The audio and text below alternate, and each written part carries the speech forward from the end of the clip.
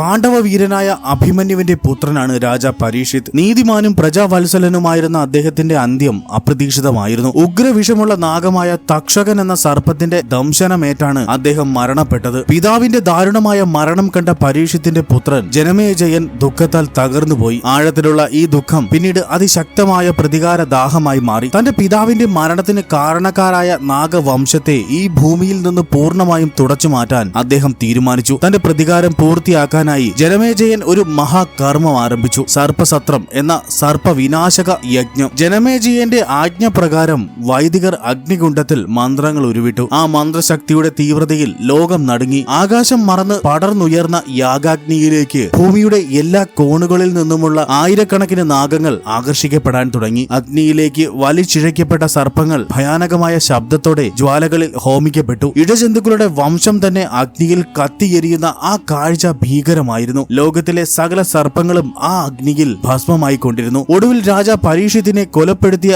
തക്ഷകന്റെ ഊഴമെത്തി. മരണഭയം കാരണം തക്ഷകൻ ദേവലോകത്ത് ഓടിച്ചെന്ന് ദേവേന്ദ്രന്റെ സിംഹാസനത്തിൽ ചുറ്റിപ്പിടിച്ചു അഭയം തേടി. എന്നാൽ യജ്ഞമന്ത്രങ്ങളുടെ ശക്തി അതിലും വലുതായിരുന്നു. ദേവേന്ദ്രന്റെ സിംഹാസനത്തോടൊപ്പം തക്ഷകനെയും അഗ്നികുണ്ഡത്തിലേക്ക് വലിച്ചെടുക്കാൻ ആ യാഗാഗ്നിക്ക് കഴിഞ്ഞു. തന്റെ വംശം പൂർണ്ണമായും നശിക്കുന്നത് കണ്ട നാഗങ്ങളുടെ രാജാവായ വാസുകി പരിഭ്രാന്തനായി. അദ്ദേഹം സർപ്പങ്ങളുടെ ദേവിയായ മനസാദേവിയോട് സഹായത്തിനായി ക്ഷീണപേക്ഷിച്ചു. അങ്ങനെ നാഗങ്ങളെ രക്ഷിക്കാനായി മനസാദേവി തന്റെ പുത്രനായ അസ്തികനെ യജ്ഞം നടക്കുന്ന സ്ഥലത്തേക്ക് അയച്ചു. അസ്തികൻ യജ്ഞശാലയിലെത്തി. അദ്ദേഹം ശാന്തനായി ഗംഭീരമായ വാക്കുകളാൽ രാജ ജനമേജയനെ അഭിസംബോധന ചെയ്തു. യജ്ഞത്തിന്റെ മഹിമയും രാജാവിന്റെ നീതിബോധത്തെയും പ്രകീർത്തിച്ച ശേഷം ഈ പ്രതികാര ചിന്ത എത്രമാത്രം വിനാശകരമാണെന്ന് അദ്ദേഹം രാജാവിനെ ബോധ്യപ്പെടുത്തി. അസ്തികന്റെ യുക്തിസഹവും ധർമ്മബോധമുള്ളതുമായ വാക്കുകൾ ജനമേജയന്റെ കടുത്ത കോപത്തെ അലിയിച്ചു കളഞ്ഞു. തന്റെ മുൻകോപത്തിൽ സംഭവിച്ച തെറ്റ് മനസ്സിലാക്കിയ രാജാവ് വൈകാരികമായി പ്രതികരിച്ച് ഉടൻ തന്നെ യജ്ഞം നിർത്തിവെക്കാൻ ആജ്ഞാപിച്ചു. അങ്ങനെ തക്ഷകനും നാഗവംശത്തിന്റെ ശേഷിച്ച